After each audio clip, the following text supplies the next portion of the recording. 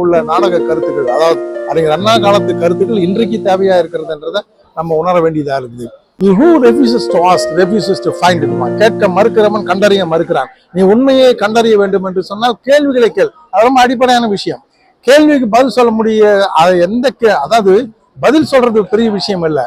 ஆனால் உன்னுடைய கேள்விகள் என்றுதான் உன்னுடைய அறிவை நம்ம எடை போட முடியும். ராமனுடைய மனைவியை கவர்ந்து செல்லாமல் என் தங்கையினுடைய மூக்கை நீ எப்படா அறுத்த, என்கிட்ட வந்து சொல்ல வேண்டியதானே, நான் தண்டிச்சிருப்பேன்.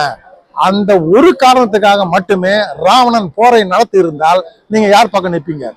இரக்கத்துக்கான டெபினிஷன் கொண்டு வந்துடுறாரு. அப்படி நீங்க கொடுக்கக்கூடிய அந்த இரக்கத்துக்கான டெபினிஷன் படி உங்களுடைய கதை மாந்தரல யாரெல்லாம் நடந்திருக்கிறா காட்டுங்க. ஒரு செய்தி இருக்கு, கம்பர் வந்து முழுமையா வந்து, அதாவது என்னன்னா கம்பருக்கு வந்து சில விஷயங்கள் நீங்க கம்பரை நல்லா கவனிச்சு பார்க்கணும். எல்லாரும் ஒரு பாடலை வந்து சிலாகிச்சு பாடுவா. அதாவது நிறைய பாடல்கள் இருக்கு. 12,000 பாட்டை வந்து கம்பர் பாடிக்கிறாரு. அதுல ஒரு பாட்டை அவர் ஏன் பாடணுன்ற கொஸ்டின் இருக்குது.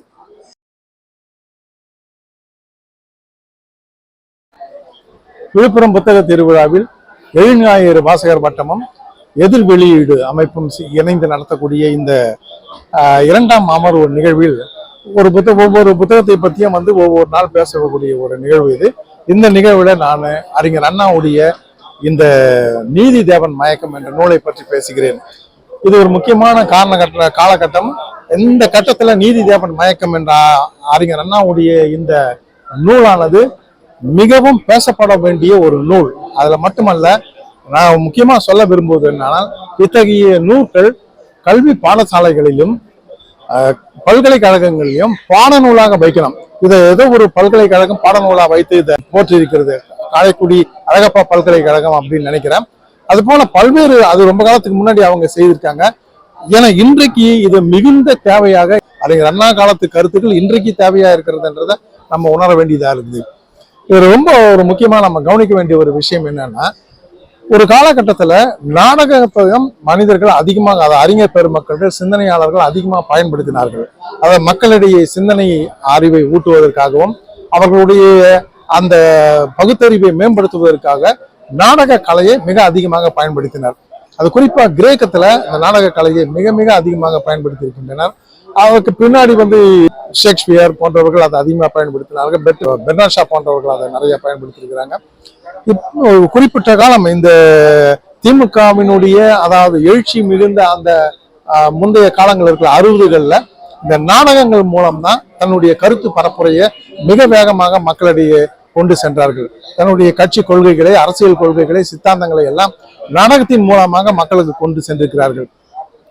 அப்படி ஒரு தேவைப்பட்ட காலம் அன்றைக்கு இருந்தது.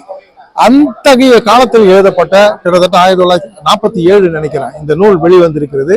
அறிஞர் அண்ணா இந்த அவசியம் இப்ப என்னன்னு சொன்னா, இப்பதான் நம்ம அறிஞர் அண்ணாவுடைய நினைவேந்தலை நடத்தி இருக்கிறோம். 3ஆம் தேதி, கடந்த 3ஆம் தேதி வந்து அவருடைய நினைவு நாள் இருக்கு. அதை தொடர்ந்து இப்ப மீண்டும் வந்து இந்த நிகழ்வின் மூலம் அறிஞர் அண்ணாவை நம்ம நினைவுக்கு கொண்டு வரக்கூடிய ஒரு நிகழ்வாகவும் இது அமையும். சரி, இப்ப இந்த நூலுக்குள்ள நம்ம போலாம்.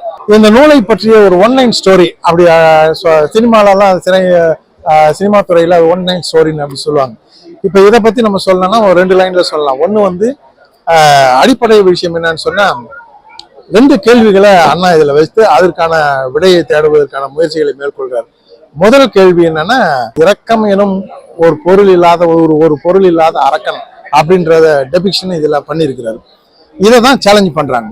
இந்த சேலஞ்சு ரொம்ப முக்கியமானது. இரக்கம் எனும் ஒரு பொருள் இல்லா அரக்கன், ராவணனை பற்றிய கருத்து, இது சரிதானா? இது ஏன் இந்த பிரச்சனை எடுத்துக்கொள்ளப்படுகிறது தேவலோகத்துல அப்படின்னு சொன்னா, பூலோக மக்கள் இந்த பத்திய மறு தீர்ப்பை வந்து கேட்கறாங்க, மறு விசாரணை கேட்கறாங்க. அப்படின்னு ஆண்டவனுங்கிட்ட ரிப்போர்ட் போகுது, மறு விசாரணை கொடுங்க, பூலோக மக்கள் எல்லாம் வந்து இந்த தீர்ப்பு சரியில்லை, கம்பர் எழுதிய அந்த தீர்ப்பு வந்து சரியில்லை அப்படின்னு சொல்றாங்க. ஆகவே மறு விசாரணை வேண்டும், அவன் மீண்டும் ஒரு விசாரணை நடத்துங்க.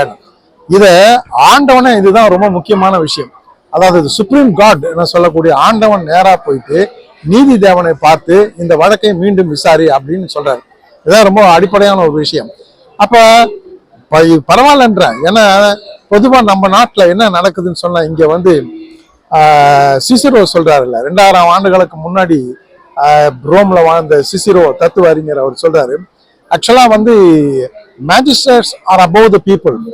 மேஜிஸ்ட்ரேட்டுகள் வந்து நீதிபதிகள் வந்து மக்களை விட மேம்பட்டவர்களாக இருக்கலாம். But law is above the மேஜிஸ்ட்ரேட்ன்றதுல, ஆனால் சட்டம் எல்லாத்துக்கும் மேலானதுன்றதுல இத்தகைய கருத்து தான் இங்க இதை வந்து ஆண்டவன் அது டிக் அடிக்கிறார். இது சரியான கருத்து தான். மேஜிஸ்ட்ரேட் நீதியை கம்பேர் ஒரு பெரிய மேஜிஸ்ட்ரேட் மாதிரி இருந்தோ அல்லது நீதிதேவன் ஒரு மேஜிஸ்ட்ரேட் மாதிரி இருந்தோ ஒரு தீர்ப்பை வழங்கிட்டு போயிடலாம். ஆனால் சட்டம் படி அது சரிதானா என்பதை மறு விசாரணை செய்யுங்க.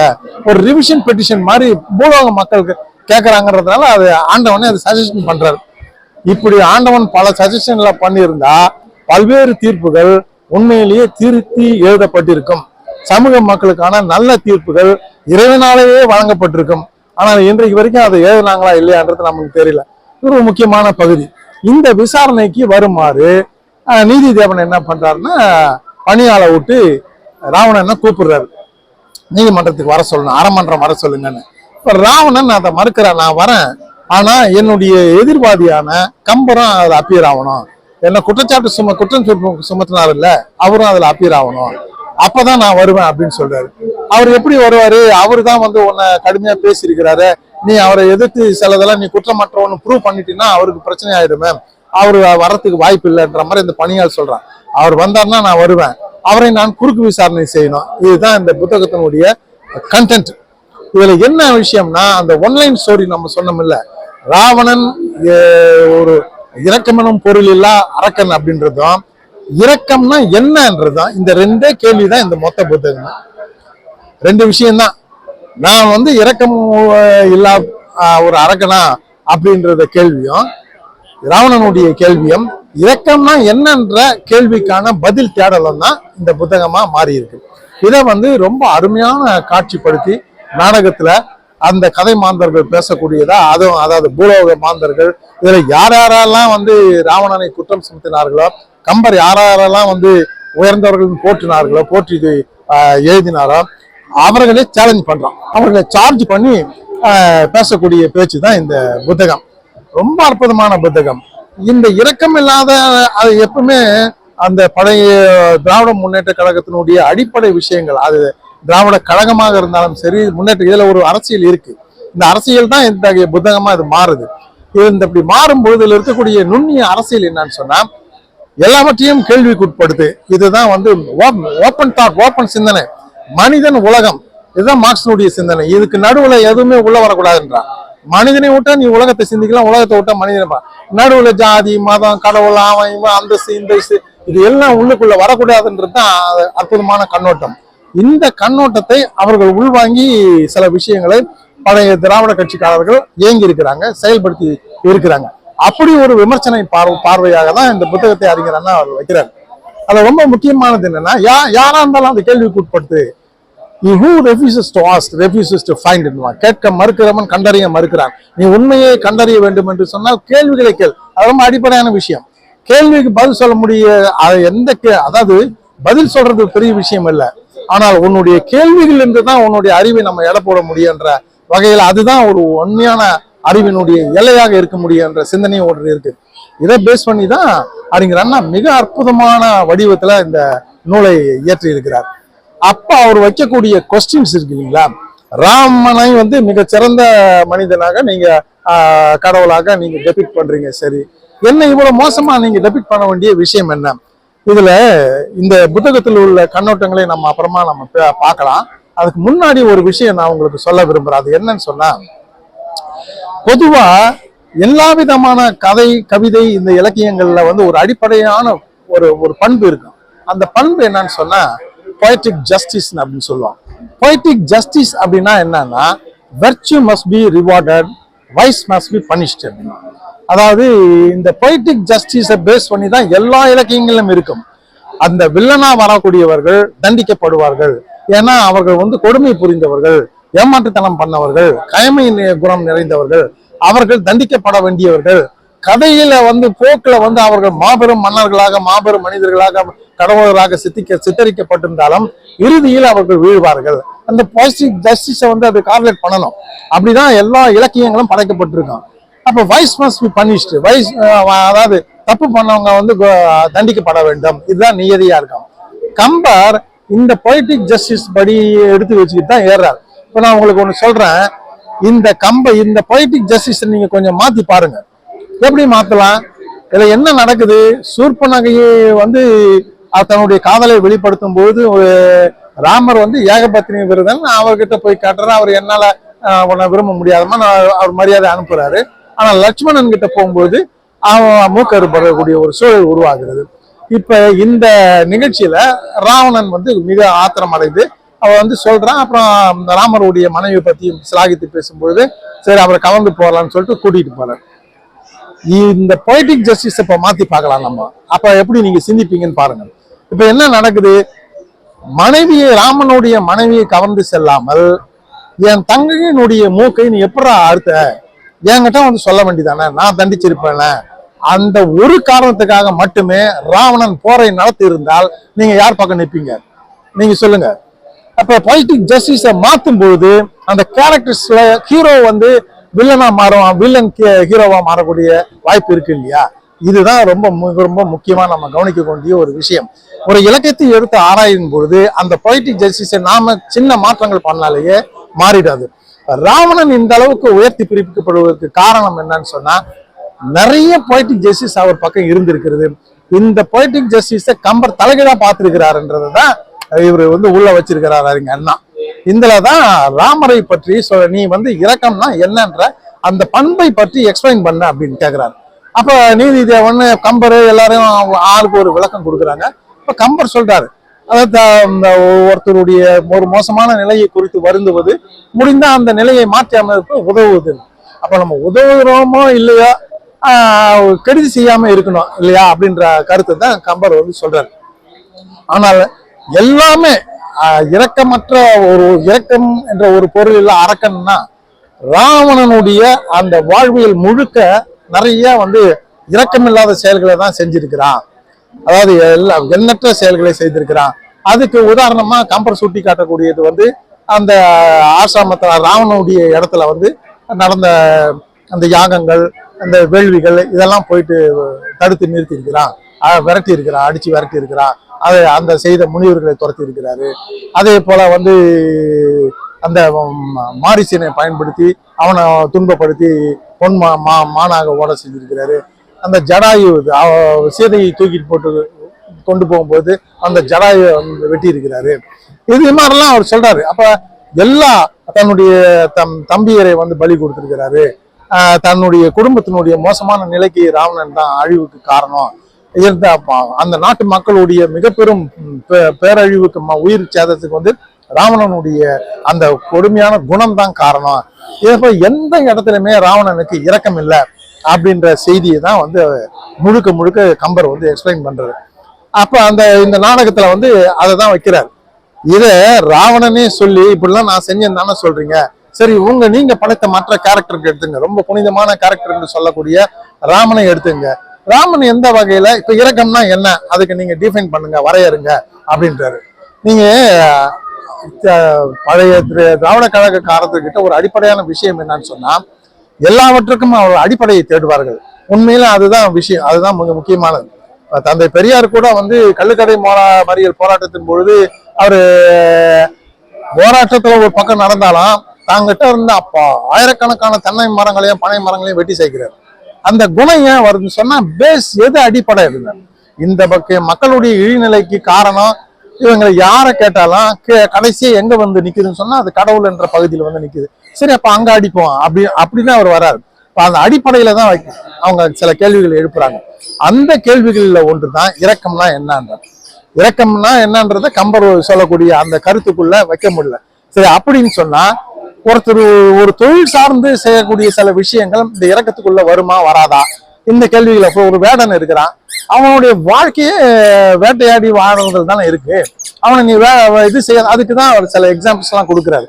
ஒரு புலி இருக்குது, ஒரு சிறுத்தை புலி இருக்கு, அது ஒரு ஆடு வருது, ஆடை பார்த்தோன்னே நீ தண்ணி குடிச்சிட்டு பத்திரமா போ, வேடங்கிட்ட உன கொண்டு போனாலும் பாதுகாப்பா கொடுக்க முடியும், இந்த மாதிரி எல்லாம் கேள்விகளை வைக்கிறாரு. அப்ப என்ன செய்ய முடியும்? இப்ப நீங்களே இருக்கீங்க, என்னுடைய சகோதரி வந்து இங்க உங்க கண் முன்னாடி வந்து பாதிக்கப்பட்டதா அழுகுறா, நீங்க இரக்கம் கொள்ளுவீங்களா, என்ன நடந்ததுன்னு விசாரிச்சு அந்த தவறுக்கேற்ற தண்டனை கொடுப்பீங்களா அப்படின்னா, இப்படி சில விஷயங்களை பேசி இரக்கத்துக்கான டெபினிஷன் கொண்டு வந்துடுறாரு. அப்படி நீங்க கொடுக்கக்கூடிய அந்த இரக்கத்துக்கான டெபினிஷன் படி உங்களுடைய கதை மாந்தர்ல யாரெல்லாம் நடந்திருக்கிறா காட்டுங்க. ராமர் நடந்திருக்கிறாரா? ராமர் தன்னுடைய மனைவியினுடைய தன்கிட்ட திரும்பும் பொழுது இரக்கமுள்ள மனிதராக இருந்திருக்கிறாரா? மனைவி வந்து கர்ப்பவதியா வந்த பொழுதும் விரட்டி அடிச்சுட்டு அவளை காட்டுல விட்டுட்டு வராரு. அது எந்த குணத்தை சார்ந்தது? சமூக வதத்தை எடுத்துங்க. ஒரு உயர்ந்த குலம் இல்லாத ஒருத்தன் போயிட்டு ஒரு முனிவர் ஆகணும், ஒரு தவம் புரிந்தா ஒரு உயர்ந்த தொழிலை தானே அவன் செய்ய போறான், சிந்தனையை தானே உட்கார போறான், அறிவை தேடி அவன் போய் உட்கார போறான்றப்ப அவனை வந்து வெட்டி போடுறது என்பது எப்படி? அப்ப அந்த தாயே அந்த தலையை எடுத்துன்னு போயிட்டு ராமர் கிட்ட கொடுத்துட்டு அழுகுற மாதிரி இந்த நாடக அமைப்புல அதெல்லாம் வரும். இப்படி ராமர் செய்த பல்வேறு விஷயங்களை வந்து சுட்டி காட்டி இதுல எல்லாம் இரக்கம் எங்க இருக்குதுன்னு சொல்லுங்க. கைகை சொல்றாரு, ஒரு தாய் ஸ்தானத்தில் இருக்கக்கூடிய கைகை எப்படி வந்து தன்னுடைய பிள்ளைய வந்து காட்டுக்கு 16 ஆண்டு காலம் அனுப்ப முடியும், அது மனைவியோட அனுப்ப முடியும், அதுல என்ன இரக்கம் இருக்கு சொல்லுங்க. ஊர்ல இருக்கிற ராஜாக்கெல்லாம் வந்து தசரதனை பணிஞ்சு வணங்கி கேட்டுக்கொண்ட ஒரு சூழல்ல தசரதனை தன் காலில் விழுந்து வணங்கி மகனா வெளியில அனுப்பாத, வேணா நீ அரச இதுல பதவி கொடுக்க வேண்டாம், ஆனா இந்த நாட்டிலேயே இருக்கட்டும் அப்படின்றப்ப அயோத்தியிலேயே இருக்கட்டும்ன்றப்ப முடியாது அனுப்புவோங்க அப்படின்னு சொன்னாங்கன்னா அப்ப இரக்கம் எங்க போச்சு? இது மாதிரி ஷார்ட் கொஸ்டின்ஸ், இந்த கொஸ்டின்ஸ் வந்து பெனிட்ரேஷன் இருக்கு இல்லைங்களா, சில கேள்விகளை தொலைச்சி எடுத்துடும். அந்த மாதிரி இப்ப ராமர் வந்து 7 மரத்தை தொலைச்சாரு அப்படின்ற அந்த அம்புகளை விட அண்ணா எழுப்பிய இந்த அம்புகள் என்பது பல்லாயிரக்கணக்கான மனிதர்களுடைய இதயத்தை தொலைத்து வெளியே வந்திருக்குது. அதனுடைய மாற்றம் தான் ஒரு பெரிய ஆட்சி மாற்றமே நடந்திருக்கு. அத்தகைய கேள்விகளை அவர் ரொம்ப பயங்கரமா எழுப்பியிருக்கிறாரு. இன்னொரு செய்தி இருக்கு, கம்பர் வந்து முழுமையா வந்து அதாவது என்னன்னா கம்பருக்கு வந்து சில விஷயங்கள் நீங்க கம்பரை நல்லா கவனிச்சு பார்க்கணும். எல்லாரும் ஒரு பாடலை வந்து சிலாகிச்சு பாடுவா, அதாவது நிறைய பாடல்கள் இருக்கு. 12,000 பாட்டை வந்து கம்பர் பாடிக்கிறாரு. அதுல ஒரு பாட்டை அவர் ஏன் பாடணுன்ற கொஸ்டின் இருக்குது. அந்த பாட்டு வந்து ரொம்ப அற்புதமான பாட்டு. அது வந்து ஊன வில்லறுத்துன்னு அது தொடங்கும். ஓட்டை மாமரத்து அதுல வந்து அம்பு எய்தி ஊன வில்லறுத்துன்னு அந்த பாடல் தொடங்கும். அது என்னன்னா, அதாவது முக்கியமா நுண்ணிய நூல் பல கற்பினும் உண்மை அறிவை மிகும்னு ஒரு செய்தி இருக்குல்ல. அதாவது என்னதான் நம்ம வந்து பெரிய நல்ல அற்புதமான நூல்களை கருத்தாலும் நமக்குன்னு இருக்கக்கூடிய அந்த அறிவு இருக்குல்ல, அது சமயத்துல வெளியே வந்துடும். அந்த தாக்கம் மிக கடுமையானது அப்படின்ற செய்தி அதுல இருக்கு. அது மாதிரி கம்பரை அறியாமலேயே தான் என்னார்ன்றதை அவர் வெளிப்படுத்தக்கூடிய பாடல் இது. 2-3 இடங்கள்ல இந்த மாதிரி தன்னை வெளிப்படுத்துறாரு. இப்ப ராமனை பற்றி மிக உயர்வாக அத்தனை பாடல்களையும் சொல்லி கொண்டு வந்தவர் ஒரு இடத்துல ஒரு மாதிரி செம்மையா அடிக்கிற மாதிரி அடிச்சுட்டு போயிடுவார். அதுதான் இந்த பாடல். அதை தூக்கிட்டு போகும்போது சீதை சொல்றாங்க, இந்த மாதிரி என்ன நினைச்சிட்டு இருக்கிற என் கணவரை, அவரு மாபெரும் வீரன், உன்னை வந்து தொலைச்சி போட்டுருவாரு அப்படின்னா அந்த பாடல்கள் அப்படியே எழுதி பாடுறாங்க. அதுக்கு பதிலா ராவணன் சொல்ற மாதிரி இது இருக்கும். அந்த ஊனவில்ல எடுத்துன்னு சொன்னா அந்த தனுசு, சிவதனுசு இருக்கு இல்லையா, அது ஏற்கனவே முறிஞ்சு போன ஓட்டையான அந்த வில். அதை என்ன அதை போய் அவர் எடுக்கணும். ஆக்சுவலா அந்த ஊனவில அந்த சிவதனுசு என்பது சிவன் வந்து வேற ஒருத்தர் கொடுத்துருவாரு, அதுல சில பழுது பார்க்க வேண்டியது இருக்குன்னு சொல்லிட்டு முறிந்து போனதுன்றதுன்னு தான் அது இருக்கும். அது அப்படிப்பட்ட சூழ்நிலையில தான் வச்சிருப்பாரு தசரத மகாராஜா. அவர் போற்றி அதை பார்ப்பாரு, அவருடைய தந்தையார் கொடுத்தாரு அப்படின்ற மாதிரி. அந்த வில்ல உடைச்சதுல என்ன பெருமை இருக்கு அப்படின்னு கேட்பாரு. அதே மாதிரி ஓட்டை மாமரத்துல வந்து நீங்க அம்பு எழுதிங்க, அந்த 7 மாமரத்தை தொலைச்சி போய் அண்ணன் ஊழ்ந்ததெல்லாம் அதெல்லாம் அந்த பட்டு போன மரங்கள் எல்லாம் காய்ந்து போன மரங்கள், அந்த மரங்களை ஈர்த்துன்னு போய் ஊழ்ந்துச்சு. கூனி செய்த சூழ்ச்சியால் தன்னுடைய அரசை இழந்தாரு. அதாவது கூனி ஒரு சாதாரண, அதாவது ஒரு அரசன் கூட மோதி இன்னொரு அரசன் கூட மோதி ஜெயிச்சு இல்ல அவங்ககிட்ட தோத்தாலும் நம்ம பெருமையா நிக்கலாமே, ஆனால் ஒரு சாதாரணமான ஒரு பணிப்பெண் செய்த சூழ்ச்சியில போய் தன்னுடைய அரசியை இழந்து கடைசியா நான் செஞ்ச சின்ன சூழ்ச்சியில ஒரு மானவ விட்டு பண்ண சூழ்ச்சியில வந்து தன்னுடைய இல்லு இழந்து, அதாவது தன்னுடைய மனைவியும் இழந்துட்டு சுத்தி திறகிற உனக்கு வந்து அவர் பெரிய வீரர் தான் போங்க அப்படின்னு யார் சொல்றது? இதை வந்து அண்ணா எழுதல. இந்த நக்கலை யார் பண்றதுன்னா இந்த கிண்டலை கம்பரே பண்ணிடுறாரு. இதே மாதிரி கடைசியில வந்து ராவணனுடைய தலை வந்து கொய்யப்பட்டு கீழே கிடப்பான். அந்த முகம் வந்து சீதையை தூக்கிட்டு போனப்போ மிளிர்ந்த முகத்தை விட 3 மடங்கு மிளிர்ந்தது, அவ்வளவு பொலிவா இருந்ததுன்னு எழுதுறாரு. அப்படியே ஒரு ஒரு கொடுமையானவனை கம்பன் ரசிக்கிறதுக்கு என்ன காரணம்? அது நம்ம அவன் விட்டு கொடுக்க கூடாதுன்றது தான் அநேகமா காரணமா இருக்கும். ரொம்ப ரசிச்சு அந்த பாடலை எழுதுறாரு. அப்போ ஒரு கட்டத்துல விபீஷணனே ரொம்ப ஆத்திரப்பட்டு, என்ன நினைச்சிட்டு இருக்கிற, என் அண்ணன் யாரு நினைச்சிட்டு இருக்கிற, நீ சாதாரணமானவன் கிடையாது, ஏதோ இந்த காதல்ல விழுந்து அவன் தன்னுடைய கோபத்தால வந்து இப்படி எல்லாம் ஆயிட்டான், அவனை நீ சர்வசாதாரணமா நினைச்சிடாத, அவன் சாதாரணமானவனா இருந்திருந்தா கிட்டக்க நெருங்கி இருக்க முடியாதுன்ட்டு தன்னுடைய அண்ணனுடைய கம்பீரத்தை பத்தி பேசக்கூடிய அளவுக்கு கம்பர் எழுதியிருக்கிறாரு. இதன் காரணமாகவே கம்பர் இந்த டிரான்ஸ்லேஷன் பண்ற வால்மீகி ராமாயணத்தை டிரான்ஸ்லேஷன் பண்றவர் வால்மீகி ராமாயணத்துக்கும் கம்ப ராமாயணத்துக்கும் இருக்கக்கூடிய சில சிக்கல்கள் பிரச்சனைகள் ரொம்ப ரொம்ப நுணுக்கமா நம்ம கவனிக்க வேண்டியது இருக்கு. அது என்னன்னா, இது ஒரு பிரச்சனை, அது உள்ளே வரும். அண்ணா எழுதுறாரு. அது அவர் என்ன சொல்றாருன்னா, நீ டிரான்ஸ்லேட் பண்ணல, துரோணாச்சாரியர்கிட்ட அவர் போய் பேசுறாரு, இந்த டிரான்ஸ்லேட் பண்ணவர் ஒழுங்கா பண்ண வேண்டியதானே, நான் என்ன எழுதணும் அதை எழுதிட்டு போக வேண்டியதானே, இவர் அந்த தமிழ் பண்பாடு அந்த சூழல் இந்த சமூகத்துக்கு ஏற்ற மாதிரி மாற்றி ரொம்ப அழகா எழுதுறான்னு எழுதி கட்சியில இவரே சிக்கல்ல மாட்டிக்கினாரன்ட்டு வால்மீகி திட்டுற மாதிரி வரும். அது சூழல் கம்பர்கிட்ட, நீ எதுக்கு அந்த மாதிரிலாம் பண்ணன்ட்டு. என்னென்ன மாற்றங்கள் பண்ணியிருக்கிறாருன்னா, வால்மீகி வந்து சீதை தொட்டு தூக்கி மார்போட அணைச்சிட்டு போற மாதிரி இருக்கும், அந்த ராமாயணத்துல இருக்கும். நீ வந்து மண்ணோடு பெயர்த்து போனா விண்ணுக்கு விண்ணேகி நான் அப்படின்னு இருக்கும். அதாவது தொடாம மரியாதையா கம்பருக்கு சில விஷயங்கள் இந்த வால்மீகியினுடைய டிரான்ஸ்லேஷனை பண்ணும்போது மிக முக்கியமா சில விஷயங்கள் வந்து அவருக்கு வந்து ஒத்து வரல. அதை அப்படியே டிரான்ஸ்லேட் பண்ணா அசிங்கமா இருக்கும்னு சொல்லிட்டு, அது அவமானமா இருக்கும், அது நல்லா இருக்காது, நம்ம சமூகத்துக்கு அது ஒத்து வராதுன்னு சொல்லிட்டு சில மாற்றங்களை நாகரிகமா அவர் பண்றாரு. நீங்க இந்த வாலியினுடைய வதத்துக்கு அப்புறம் வாலி இறந்த பிற்பாடு அவனுடைய மனைவி வால்மீகி ராமாயணத்துல வந்து சுக்ரீவன் கூட ஜாலியா இருக்கிற மாதிரி இருக்கும். வால்மீகியினுடைய ராமாயணத்தை வந்து இந்த டிரான்ஸ்லேட் பண்ணும் பொழுது அதுல இருக்கக்கூடிய சரியில்லாத பக்கங்களை நீக்கிட்டு அந்த செய்திகளை தள்ளிட்டு இவர் சூழலுக்கு ஏற்ப கம்பர் வந்து மாற்றி எழுதுறாரு. சில இடங்களா வந்து அவரால் சொல்ல முடியலன்றதுனால முழுக்க அந்த ஒரு புத்தகத்தை முழுமையா டிரான்ஸ்லேட் பண்ண வேண்டியதானே. ஆனால் அப்படி மொழியாக்கம் செய்யாம கம்பர் என்ன பண்ணிடுறாருன்னா, ஒரு குறிப்பிட்ட பகுதியோட நிறுத்திடுறாரு. அந்த ராவண வதம் முடிந்த உடனே அவர் வந்து திரும்புறதா அதோட கட் பண்ணி நிறுத்திடுறாரு. அதுக்கப்புறம் வந்து லவகுச வரலாறு, அப்புறம் அந்த சம்புக வதம், இது பண்ற விஷயங்கள்லாம் ராமர் பேசல. அதுக்கு என்ன காரணமா இருக்கும், கம்பர் அதை பத்தி எல்லாம் எழுதல. அதுக்கு மிக முக்கியமான காரணமா என்ன இருக்குன்னு சொன்னா, அதெல்லாம் பத்தி பேசினா சரி வராது, அது நல்லா இருக்காது. குறிப்பா அந்த பெண்ணியத்தின் மீதான எழுப்பப்படக்கூடிய அந்த தாக்குதல்களை வந்து அவர் எழுத விரும்பல. அது ஒரு ஏன்னா தன்னுடைய காவிய நாயகனாக மிக சிறந்த மனிதனாக அவர் சிறப்பித்திருக்கிறாரு ராமனை. அவர் ஒரு ஜென்ரலா ஒரு விஷயத்த, சரி ஒரு நல்ல கதையா இருக்கு, இது ராமாயணம் என்பது பல ராமாயணங்கள் இருக்கு, வால்மீகி ராமாயணம், துளசிதாச ராமாயணம், அப்புறம் ஜப்பான்ல ஒரு ராமாயணம், சைனாவில் அப்படிலாம் நிறைய இருக்கு ராமாயணங்கள் இருக்கு.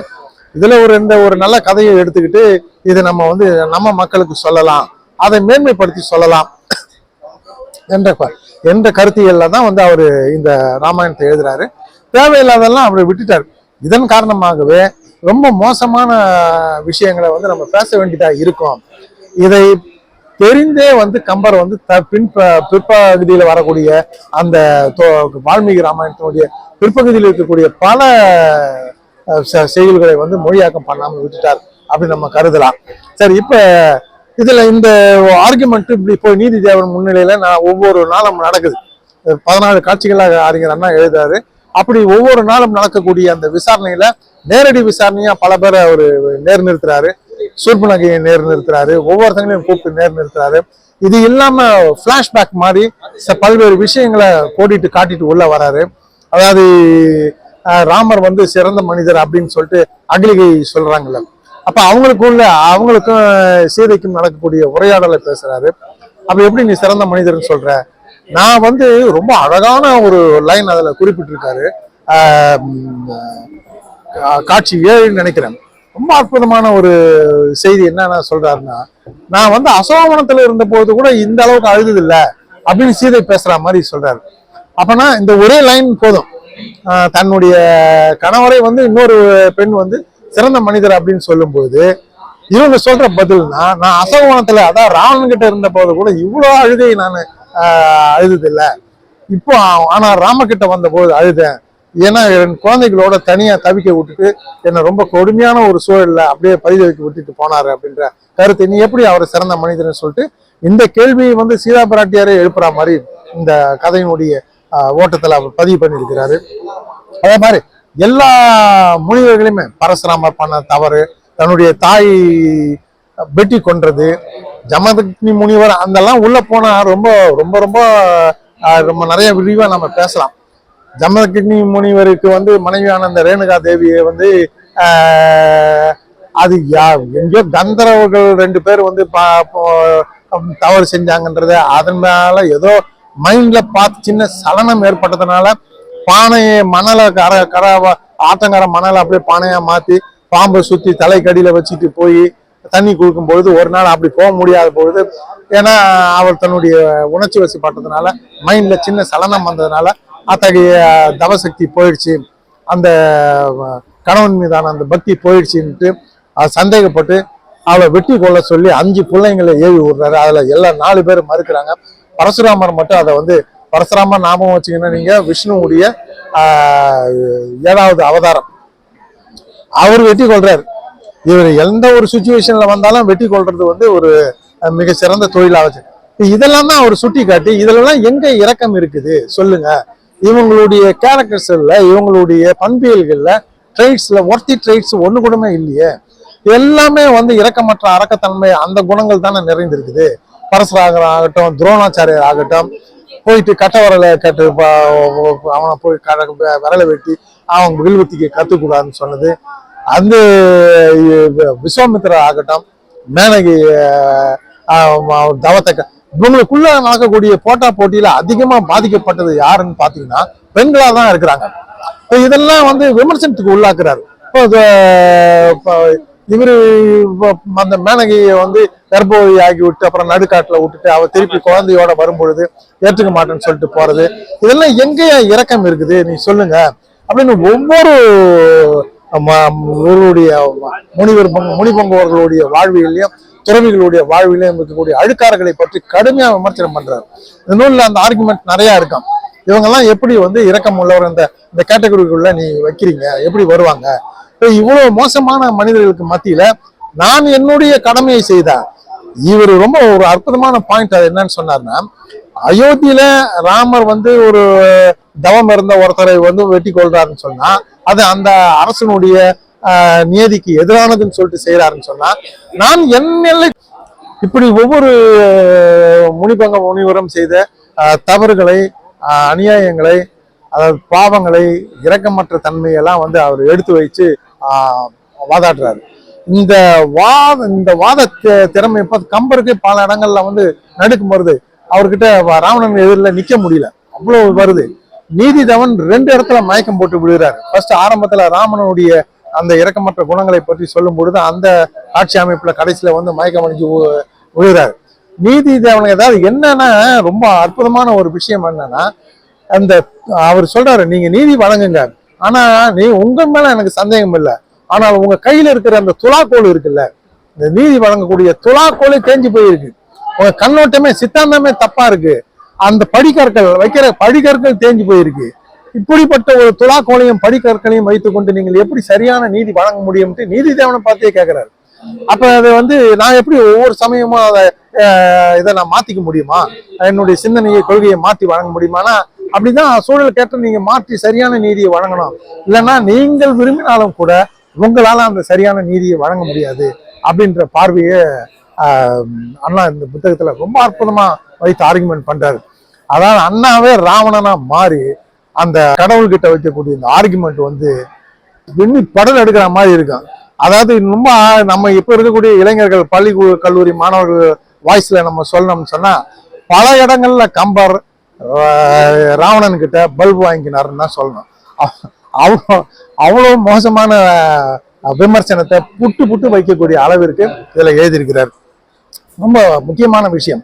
இப்ப கடைசியான இந்த ஆர்குமெண்ட்லாம் முடிக்கும் பொழுதும் நீதிதேவன் கடைசி காட்சிக்கு வரும் 14வது அந்த காட்சி அமைப்புக்கு அப்பவும் மயங்கி விடுறார்.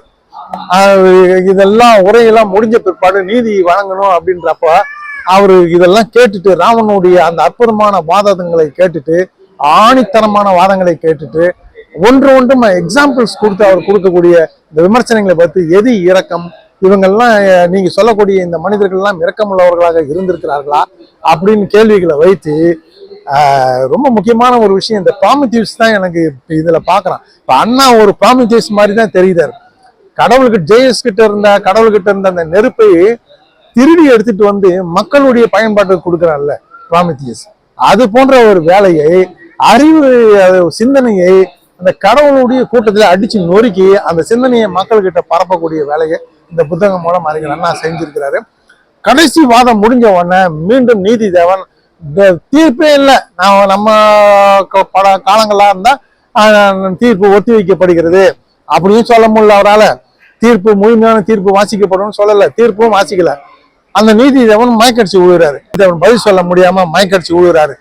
இதுதான் ரொம்ப முக்கியமான வரி. அந்த கடைசி வரிகள்ல என்ன எழுதுறாரு அறிஞர் அண்ணான்னா அதுலயே பாருங்க. ஃபர்ஸ்ட் தலைப்பு என்ன நம்ம பார்த்தோம், அந்த ஒன்லைன் நாட் என்ன, நம்ம இரக்கமற்ற ஒரு பொருள் இல்ல அரக்கன், இதுதான் தலைப்பு. எண்டில எப்படி முடிக்கிறார் பாருங்க. கம்பர் இந்த வாதத்துல கேட்டு அசந்து போய் நொடிஞ்சி தள்ளாடி தன்னுடைய விமர்சனம் தப்பு, ராவணன் மீதான விமர்சனம் தப்புன்னு உணர்ந்து அப்படியே கால் தள்ளாடி இடறி வரும்போது ஒரு இடத்துல இடறி விழுறாரு. விழும்போது போய் ராவணன் அவரை கையை பிடிச்சி தாங்கி கொள்றான். இப்ப உங்களுக்கு பதில் கிடைக்கும். எதுக்கு கிடைக்கும்?